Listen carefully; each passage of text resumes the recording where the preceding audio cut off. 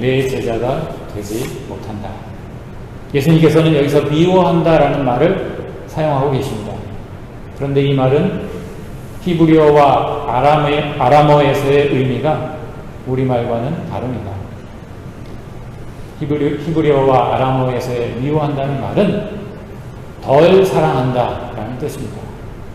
로마서 9장 13절 말씀을 보시면 기록된 바 내가 야곱은 사랑하고 에서는 미워하였다 하심과 같으니라.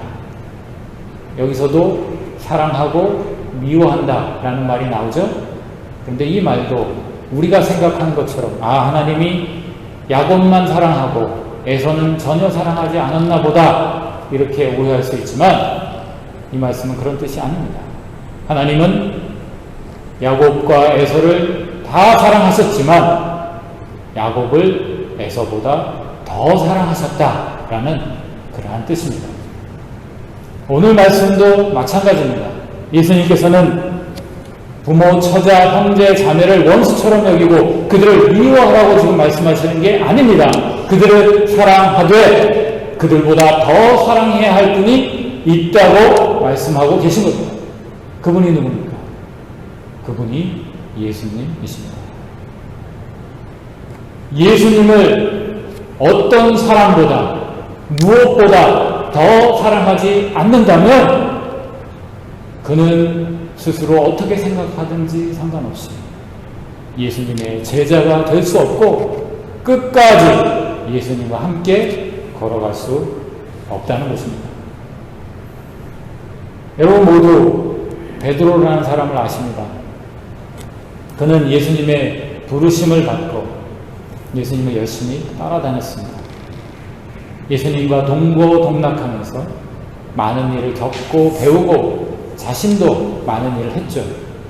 그리고 우리가 잘 아는 멋진 신앙 고백도 했습니다. 주는 그리스도시요 살아계신 하나님의 아들이십니다. 예수님이 이 신앙 고백을 칭찬하셨습니다. 하지만 주님께서 돌아가실 때 그는 예수님과 함께하지 못했습니다. 그는 예수님을 부인했고 예수님을 저버렸습니다. 베드로는 예수님의 끝까지 제자가 되지 못했습니다. 부활하신 예수님께서 베드로에게 무엇을 물으셨습니까? 네가 날 사랑하느냐? 예수님의 이 질문은 네가 사랑하는 많은 대상들 중에 내가 포함되느냐? 이것을 묻는 것이 아닙니다. 네가 나를 가장 사랑한다. 예수님은 바로 이것을 묻고 계신 것입니다. 네가 나를 가장 사랑하느냐? 예수님의 이 질문에 네! 제가 예수님을 가장 사랑합니다. 어떤 사람, 어떤 대상보다도 제가 예수님을 가장 사랑합니다. 이렇게 대답하는 사람.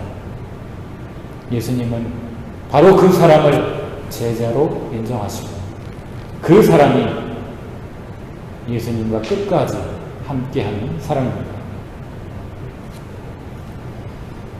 저는 신대원 2학년 때 전도사로 첫 사역을 나갔습니다. 한편으로는 두려웠지만 한편으로는 의욕이 넘쳤습니다. 2년 동안 그 교회에서 사역을 잘 했습니다. 그리고 3년째가 됐을 때 선택을 해야 됐습니다. 왜냐하면 2년 사역을 하는 동안 신대원 생활이 끝났기 때문입니다. 보통 신대원 생활이 끝나면 전임 전도사로 사역을 나가곤 합니다. 하지만 저는 제가 있었던 그 부서에서 사역하기를 원했기 때문에 그 교회에서 전임 전도사 하라고 했지만 노하고 계속 그 부서에서 교육 전도사로 남았습니다. 이유는 하나입니다. 그 3년째 되는 해 교사들과 함께 열심을 다해서 총회 공과가 아니라 새로 우리 자체의 교재를 만들자. 그런데 여러분, 교재를 일개 부서에서 전도사와 교사들이 힘을 합쳐서 만들어내는 게 쉽겠습니까? 매주마다 그 부서 선생님들과 주로 직장 안 다니는 젊은 선생님들과 주중에도 몇 번씩 만나서 회의하고 함께 노력해서 매주 공과를 만들어냈습니다. 힘들었죠? 하지만 기뻤습니다. 의욕이 넘쳤습니다. 으쌰으쌰 하면서 모든 선생들이 한마음으로 그 일을 행해 나갔습니다. 그런데 반년이 못 돼서 갑자기 압력이 들어오기 시작하는 겁니다. 총회공과 안 쓴다고 다시 총회공과로 돌아가라는 겁니다. 교육 목사님이 불러서 이야기하십니다. 교육위원회가 열려서 교육위원회에서 또 이야기를 합니다. 결국 그 일은 거기서 멈추게 되었습니다. 그 일 자체도 힘 빠지는 일이었지만 저를 더 힘 빠지게 하는 일이 있었습니다. 알고 봤더니 그 일이 그렇게 멈춰지도록 한 사람은 저희 부서의 부감 집사님이셨습니다. 부서의 모임을 가질 때는 아무 일도 없었다는 듯이 아유 전사님 수고하십니다. 교사들 열심히 하십니다. 항상 그렇게 말했던 분입니다. 그런데 알고 봤더니 뒤로는 힘을 행사해서 그 일을 멈추도록 그렇게 했던 겁니다. 그 사실을 알고 나니까 제 마음이 아니었습니다. 자다가도 벌떡벌떡 일어납니다. 먹은 게 소화가 안 됩니다. 그리고 사역에도 의욕을 잃었습니다. 임기는 채웠어요. 하지만 사역을 접고 아무 데도 안 가려고 그렇게 했습니다. 그때 제가 아는 목사님이 당신의 교회로 사역을 쉬면 안 된다고, 어떤 상황이든지 계속해야 된다고 불러주셔서 그 교회에 가서 사역을 이어가게 되었습니다. 그런데 여러분, 이 상처가 굉장히 오래 가더라고요. 사역을 힘을 내서 하긴 합니다. 하지만 계속해서 악몽과 같이 저를 괴롭힙니다. 시간이 지납니다. 한 해, 두 해. 그러다가 5년의 시간이 지난 뒤에 어느 새벽에 하나님 앞에서 기도하는데 하나님이 제 마음 가운데 무엇인가를 깨닫게 해주셨습니다. 하나님이 깨닫게 해주신 것은 이것입니다. 네가 그렇게 열심을 다해 행할 때 나는 어디 있었냐? 저는 깜짝 놀랐습니다. 그런 식의 하나님의 말씀이 있을 거라고는 전혀 생각하지 못했습니다. 그래, 네가 오라. 네가 잘했어. 그놈들이 잘못한 거야. 상처 주고 뒤통수 친 그놈들이 나쁜 놈이고 너는 아무 문제 없어. 하나님은 그렇게 말씀해 주실 거라고 생각했습니다. 아니었어요. 하나님은 저에게 물으셨습니다. 네가 열심히 그렇게 사역에 올인하는 것처럼 보일 때 나는 어디 있었니? 돌이켜보니까 저는 하나님을 그 기간 동안 최선을 다해 사랑하지 못했습니다. 이 일이 먼저였습니다. 내가 계획하고 행하는 그 일이 더 앞섰습니다. 그것을 깨닫게 되는 순간 두 가지 의미에서의 눈물이 나왔어요. 하나는 감사의 눈물이었고 하나는 회개의 눈물이었습니다. 그렇군요, 하나님.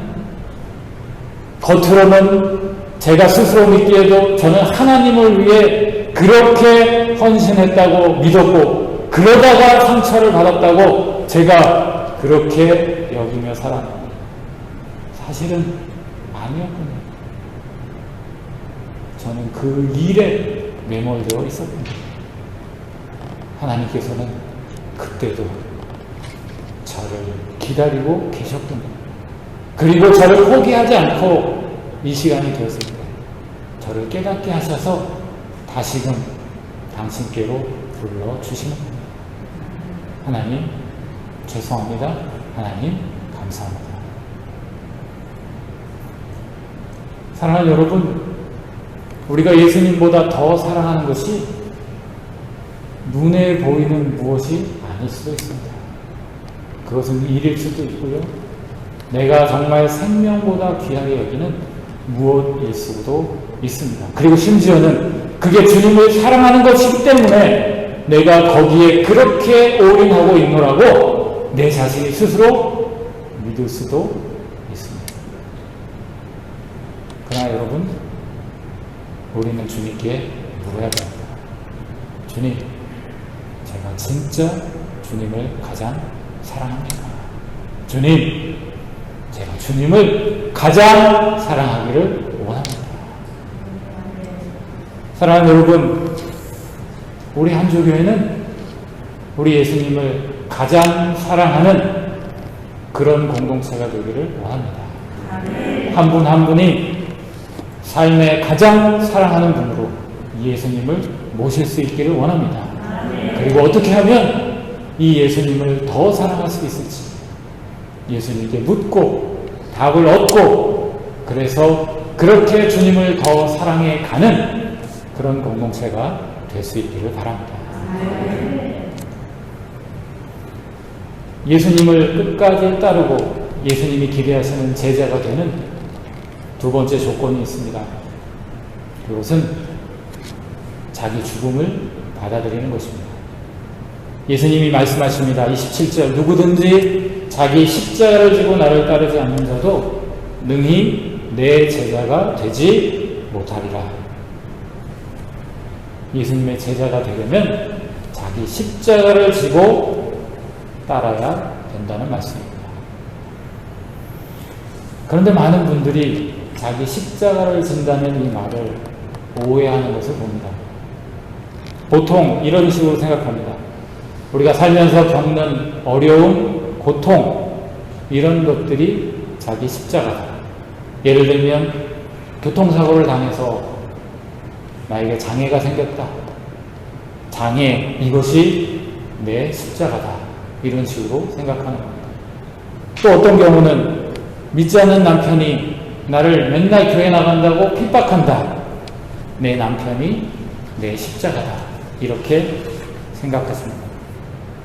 그래서 십자가를 진다는 것은 고통을 감내하는 것, 신앙생활 하는데 방해받는 것을 이겨내는 것이다. 이렇게 생각하는 분들이 많습니다.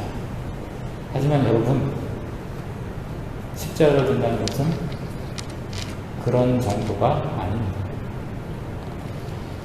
십자가를 진다는 것은 죽음을 받아들인다는 의미입니다. 십자가 처형은 로마인들이 사용했던 사용 방법이죠. 로마 군인들은 십자가형을 선고받은 사람에게 자기 스스로 십자가를 메고 처형장까지 운반하도록 시켰습니다. 그리고 처형장에 도착한 후에는 자기가 메고 온 그 십자가 위에 눕혀서 그를 매달아 죽였습니다. 십자가 처형은 자기를 죽일 형태를 스스로 메고 가도록 하는 아주 잔인한 처형 방법이었습니다. 그러므로 자기 십자가를 진다는 말은 단순히 고통을 참거나 신앙생활의 방해거리를 이겨낸다는 의미가 아니라 자기 죽음을 받아들인다는 의미입니다. 십자가를 지고 가는 사람은 내가 이 십자가 지고 가서 죽는다라는 사실을 압니다. 그리고 자신이 원하던 원치 않던 자신의 죽음에 스스로 협조하게 되는 것입니다. 그렇다면 예수님께서 자기 십자가를 지는 것이라고 말씀하시는 이 자기 죽음, 이것을 우리는 어떻게 일상 가운데서 실천할 수 있겠습니까? 우리 매일의 첫 순간에 하나님 앞에서 우리 자신의 죽음을 확인하는 것을 통해서 그 일을 할 수가 있는 것입니다. 이 자리에 계신 많은 분들이 아침에 일어나시면 하나님 앞에 기도하시는 줄 압니다. 그런데 그 모든 기도보다 가장 앞서야 될 기도, 그것은 하나님, 제 자신을 당신께 드립니다. 저는 죽었습니다. 주님이 제 안에 사십시오. 이것이 우리가 가장 먼저 드려야 될 기도입니다. 우리가 우리 자신의 죽음을 선포하고 우리 안에 성령님이 우리의 주인 되심을 인정할 때 성령 하나님께서 우리 안에서 역사하기 시작하십니다. 예수 생명을 우리 안에 부어넣어 주십니다. 우리의 생각이나 우리의 말이나 우리의 행함에 성령께서 간섭하시고 말씀하시고 감동하시고 함께 행하십니다. 그런데 많은 그리스도인들이 너무나 중요하고 너무나 당연한 이 일을 행하지 않습니다. 교회마다 우리가 보면 새벽 기도를 열심히 다니는 분들 얼마나 많습니까? 그런데 새벽 기도를 열심히 다님에도 불구하고 자기 자신은 전혀 죽지 않은 채 살아가는 사람들이 얼마든지 있지요. 그 사람들을 욕할 것이 아닙니다. 우리는 어떻습니까? 우리는 과연 날마다 나의 죽음을 주님 앞에서 확인하고 진짜 나는 죽고 내 안에 주님이 사시는 그러한 삶을 살아내고 있습니까? 혹시 우리도 방심해서 이 정도 믿었으면, 이 정도 직분이면, 이 정도 지금까지 신앙생활 해왔으면 나는 안전하겠지, 나는 문제없겠지, 그렇게 생각하면서 매일매일을 내 의욕대로, 내 욕망대로, 내 뜻대로 살아가고 있지는 않습니다. 만일 그렇고 있다면 우리도 위험한 것입니다. 바로 그런 우리를 향해 주님이 말씀하고 계신 것입니다. 자기 십자가를 지고 나를 따르지 않으면 내 제자가 될 수 없다.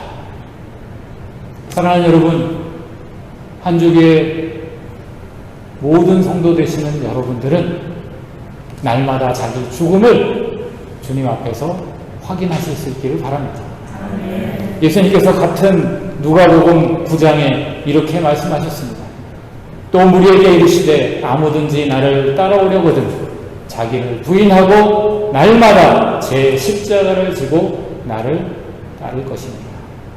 날마다 자기 십자가를 지고 예수님을 따르는 사람, 우리의 삶이 하루하루 이렇게 쌓여갈 때 하나님께서 육신의 생명을 거둬서 하나님 앞으로 우리를 부르시는 그 순간에 우리는 기쁨으로 주님 앞에 나아갈 수 있고 우리가 주님의 것임을 그 자리에서 확인받을 수 있게 될 것입니다.